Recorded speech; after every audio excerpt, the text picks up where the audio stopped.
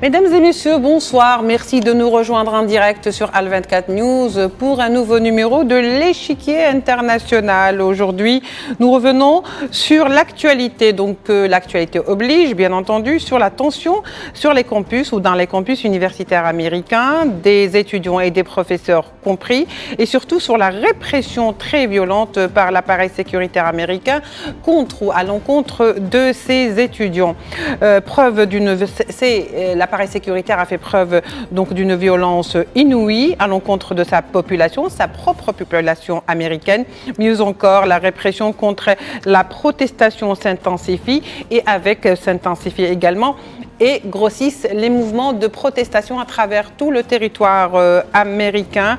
Alors, ces manifestants, qu'ils soient étudiants ou qu'ils soient professeurs, encourent des peines très lourdes, et ceci juste parce que ces manifestants pro-palestiniens, il faut le préciser, ont choisi de défendre ou de crier à l'injustice de l'entité sioniste exercée ces derniers jours sur les Palestiniens à Gaza. Tout de suite, les développements.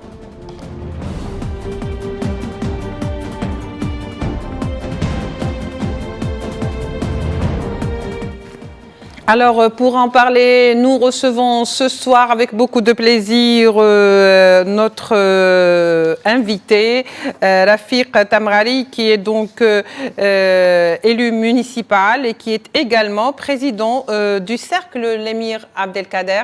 Monsieur Rafiq Tamrali, bonsoir, merci d'être avec nous. Bonsoir Madame Guertal, merci beaucoup pour l'invitation et c'est toujours un plaisir de passer sur votre antenne. Plaisir partagé Rafiq. Alors certainement vous avez suivi de près ce qui se passe aujourd'hui sur les campus universitaires, des étudiants qui sont sortis juste pour dénoncer un fait, celui du colonialisme ou de l'occupation sioniste sur Gaza, des bombardements de cette guerre injuste, et on a vu que la répression était très très très violente. D'ailleurs, c'est la première fois qu'on voit des manifestants se faire réprimer de la sorte. L'appareil sécuritaire américain n'a pas lésiné du tout sur les moyens. Alors, des bastonnades, des arrestations, des menottes, c'est-à-dire qu'on a eu droit pratiquement à tous les moyens de répression. Est-ce que finalement, aujourd'hui, les États-Unis sont prêts à sacrifier leur population juste pour ne pas entendre la voix de la vérité, ou juste pour défendre l'entité sioniste, l'affaire? Alors, il faut rappeler que dans l'histoire de l'ensemble des révoltes, les étudiants ont vraiment joué un rôle très, très, très important. Aujourd'hui, si nous rappelons dans l'histoire américaine, lorsque il y a eu la guerre du Vietnam, les étudiants américains ont été vraiment très très présents dans ce conflit-là et ils ont fait en sorte de faire entendre leur voix. La même chose pour ce qui s'est passé avec l'Algérie. Aujourd'hui, il faut dire, lorsqu'il y a eu la guerre de libération algérienne, énormément d'étudiants dans d'autres campus ont été des ambassadeurs de cette cause-là. C'est la même chose pour aujourd'hui la crise, ce qui se passe en Palestine.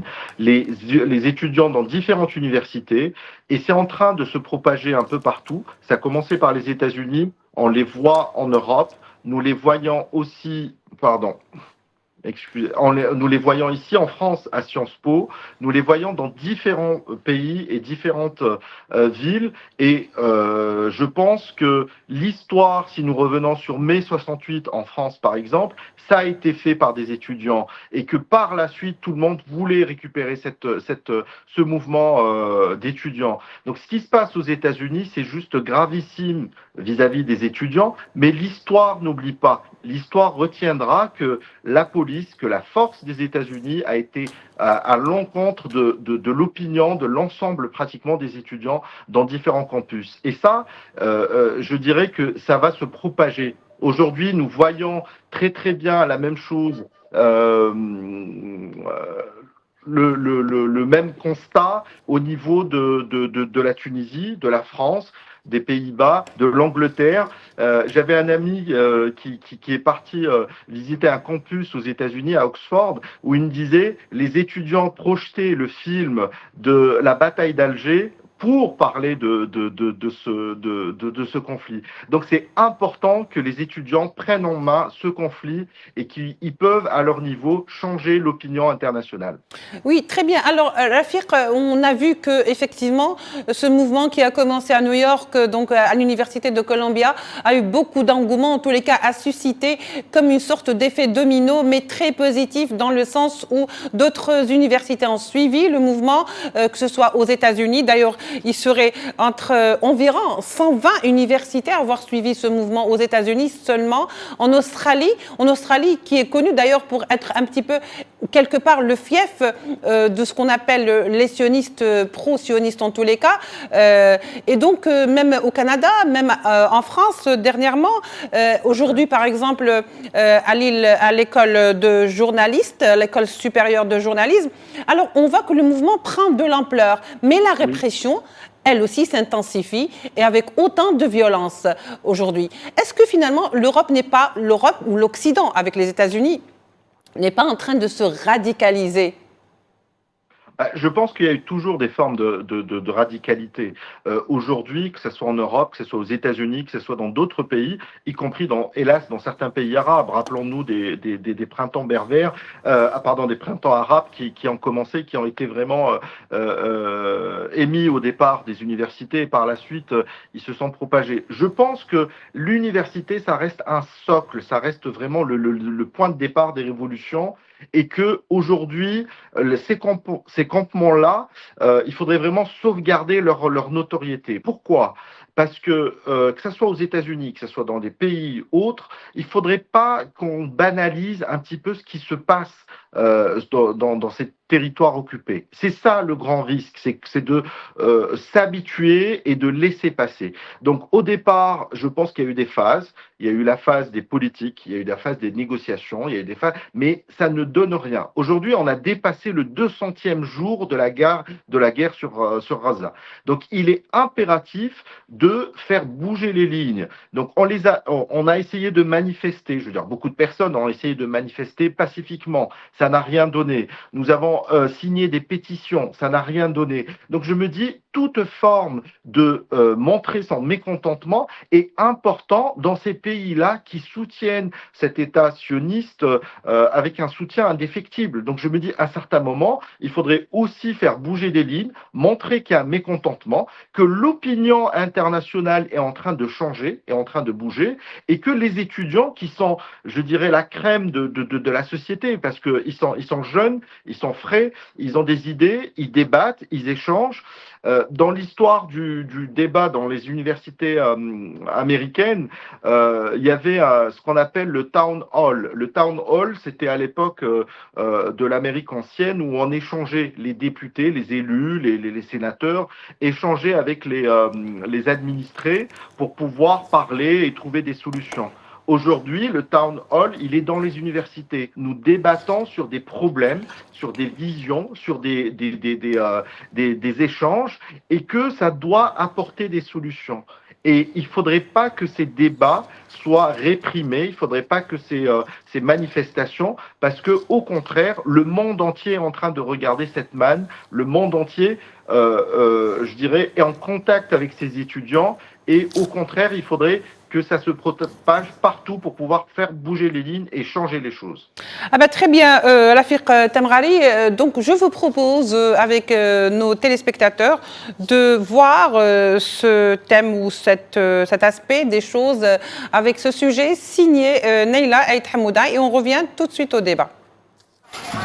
Il était environ 23 heures quand des affrontements entre manifestants pro-palestiniens et pro-sionistes ont eu lieu sur le campus de l'université à Los Angeles. Ces derniers sont arrivés en nombre pour tenter de déloger les manifestants pro-palestiniens. La situation est partie en vrille. Des bagarres ont éclaté entre les groupes opposés, certains armés de barres de fer et de gaz lacrymogène. Ces violences ont eu lieu peu de temps après que l'établissement a jugé le camp solidaire avec la population de Gaza, installé depuis une semaine, d'illégal. Mais vers 3h15 du matin, la tension était à son comble. Les forces de l'ordre ont tenté de pénétrer en force dans le campement de l'université. Une situation qui a pris une tournure tumultueuse lorsque les manifestants ont refusé de se disperser. Nos étudiants sont restés droits, sont restés forts, sont restés tenaces face à la violence policière, face à la brutalité et face aux négociations de mauvaise foi de leur université.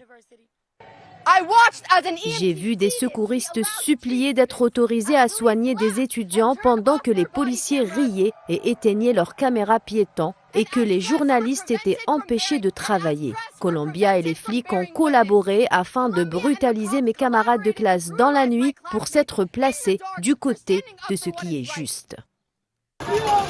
Dans un climat très agité, près de 300 manifestants pro-palestiniens ont été arrêtés en l'espace de 24 heures sur 3 campus de la ville new-yorkaise. En signe de soutien aux étudiants protestataires attaqués par les activistes pro-sionistes et la police la nuit précédente, plus de 20 000 manifestants pro-palestiniens ont participé à une manifestation massive organisée dans les rues de New York jusqu'au bâtiment de l'Université de Columbia. Ils appellent les établissements à couper les ponts avec des mécènes ou entreprises liées à l'entité sioniste et dénoncent le soutien de Washington à son allié. Je pense qu'il s'agit d'une belle solidarité. Les enfants qui envoient des notes de remerciement à ces étudiants me font littéralement pleurer et le fait qu'ils mettent tant de choses en jeu, leurs études, leur emploi, leur réputation, ils pourraient être victimes de doxing. Ils ont été brutalisés par les sionistes comme nous l'avons vu hier soir. Ils ont été brutalisés par la police et le fait qu'ils soient si courageux face à tout cela, ça fait chaud au cœur. Les universités américaines ne sont pas les seules à être bloquées. Plus de 120 campus dans le monde ont suivi le mouvement estudiantin pro-palestinien. Cette colère se propage comme une traînée de poudre. Ce qui est particulièrement troublant dans cette situation, c'est la partialité de Washington qui favorise l'entité sioniste au détriment des droits des Palestiniens, quitte à écraser leur population. Alors, Rafiq Tamrari, la question se pose, tout à fait comme le sujet donc, de Neila vers la fin. Est-ce que réellement aujourd'hui les États-Unis ou même un autre pays comme par exemple l'Allemagne qui réprime également dans la violence sa population qui est sortie pour dénoncer cette injustice donc à Gaza, ces deux pays ou autres sont prêts aujourd'hui à sacrifier leur population et à les écraser par la violence ou par la prison juste pour que soit tue justement la voie de la vérité? Il est bien normal de voir des répressions dans des pays dits démocratiques et de liberté et qui défendent vraiment des valeurs qui sont très importantes. Mais aujourd'hui, ce que nous constatons, c'est que, au contraire, toute personne qui se dit dans un pays démocratique n'a pas le droit de s'exprimer relativement de façon normale. On voit ça avec les étudiants, à qui on soutient et on leur donne vraiment on leur envoie toute notre force parce que c'est pas évident aujourd'hui d'être un étudiant, par exemple à Sciences Po en France, où on voit des autorités locales comme la région supprimer l'ensemble des aides, et ça c'est vraiment à noter. On voit aussi par exemple que d'autres, je dirais, corporations doivent aussi s'organiser pour manifester, parce que on voit le cas aujourd'hui avec les étudiants. Demain, ça peut être aussi avec d'autres corporations comme les médecins, et ils sont très nombreux avec, par exemple, les blouses blanches qui ont beaucoup manifesté pour Gaza. Pour rappel, hier, le 1er mai, il y a eu vraiment énormément de manifestations pour la journée du travail, mais aussi qui ont associé des drapeaux de la Palestine pour soutenir Gaza un peu partout dans le monde. On voit aussi, par exemple, en France, et je peux en témoigner, les artistes se mobilisent, énormément d'artistes commencent à vraiment faire beaucoup pour Gaza. Là, récemment, je lisais que le rap français se mobilisait pour la Palestine, donc je citerai quelques artistes comme Medine, comme Soul King, qui font des concerts pour la cause palestinienne. Donc je me dis, il y a énormément de corporations qui s'organisent et qui font énormément de choses pour Gaza, comme les étudiants à qui nous souhaitons vraiment bon courage. Oui, alors dans ces cas-là, Rafiq Tamrali, il y a des voix qui s'élèvent, mais qui sont souvent étouffées, soit par le chantage, c'est-à-dire soit donc par la pression, par aussi la force. Toujours est-il, est-ce que finalement, l'objectif derrière tout ça, c'est lequel? Est-ce qu'on veut les faire taire? Est-ce qu'on veut étouffer la voix de la vérité? Est-ce qu'on veut que aucun, en tous les cas, que personne ne défende la Palestine et que la seule voix qui reste, c'est celle qui est donc pro-sioniste, c'est-à-dire comme ça l'a toujours été durant 70 ans, surtout dans les médias. Aujourd'hui, bien sûr, bien sûr. Aujourd'hui, il y a énormément de pression et il y a vraiment un bras de fer entre des personnes qui ne veulent pas que la vérité se sache. Et ça, croyez-moi, dans des déclarations d'hommes politiques à travers le monde, je citerai juste une seule qui disait, qui a été pour certains politiques manifesté pour l'appel Palestine, c'est soutenir le Hamas, et pour la partie européenne, le Hamas est une organisation terroriste. Donc je me dis, là, on voit vraiment les pressions des politiques européens qui ne font pas la part des choses. Aujourd'hui, on est dans l'obligation de bien comprendre ce conflit-là et d'être les meilleurs ambassadeurs ici en Europe et aux États-Unis pour soutenir les injustices que les Gazaouis subissent. Aujourd'hui, c'est de notre devoir de parler de ce conflit-là. C'est de notre obligation de faire comprendre et de faire changer l'opinion internationale. Et c'est le rôle de toute personne qui est bien constituée de bien parler sur ce projet-là, sur ce qui se passe actuellement à Gaza. Je pense que l'opinion internationale est en train de changer, ce qui est le cas ici en France, et que si c'est aussi le cas aux États-Unis, c'est aussi le cas dans énormément de pays. Donc c'est de notre devoir, des personnes qui connaissent bien ce sujet, d'être les meilleurs ambassadeurs partout et de mobiliser tout le monde pour pouvoir changer l'opinion internationale encore une fois. Et tout à l'heure, Rafiq Tamrali, vous avez évoqué les printemps arabes. Vous avez très bien fait de le dire. Peut-être que vous avez su qu'on allait parler de ça.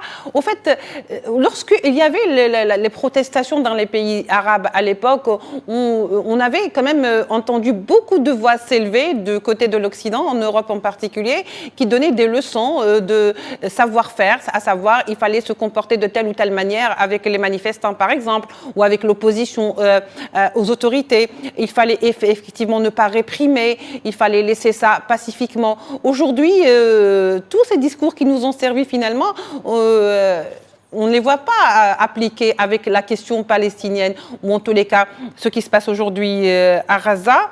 Où sont finalement toutes ces voix des ONG qui s'alarmaient ou qui s'inquiétaient en tous les cas des populations arabes et ils avaient peur qu'elles soient réprimées?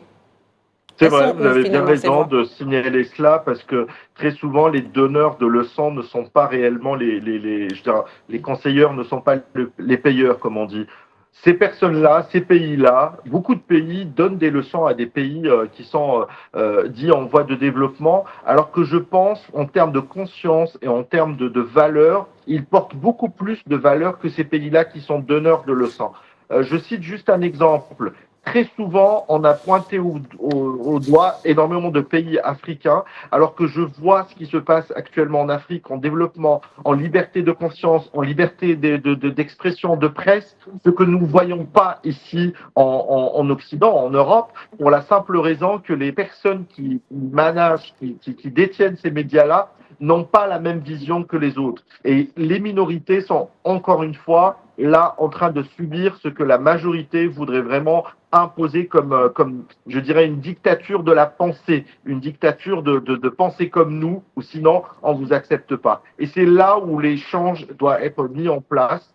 Aujourd'hui, c'est de notre devoir de faire rappeler ce genre de comportement, de rappeler la vérité et surtout, d'expliquer réellement ce qui se passe. Aujourd'hui, pour rappel, c'est le seul conflit que nous n'avons pas de journalistes qui partent sur place pour témoigner, pour de ramener les vérités. Nous avons plus des témoignages par les réseaux sociaux que des témoignages qui viennent de journalistes professionnels parce que tout simplement l'État sioniste ne souhaite pas la présence des journalistes. Ce que les pays européens motivent et poussent à avoir comme méthode.